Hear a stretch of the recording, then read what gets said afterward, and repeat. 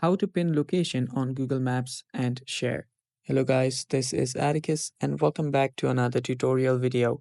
In today's video, I'll teach you guys how you can pin location on Google Maps and share. So without ado, let's dive right into it. First, open up Google Maps. After you open it up, you can then search for whatever you want to share, whichever place that you want. So I'll just select this random and drop a pin here. And now, if you want to share this location, simply scroll right here. There you'll find the share button. Tap on it. Now you can copy the link for this place and now share it.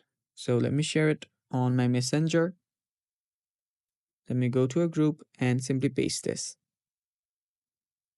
And that way I can share a location of a pin that I just dropped on Google Maps. And it's that simple. And that is all for today's video as well, guys. Thanks for watching. Stay tuned for more and bye bye. Take care.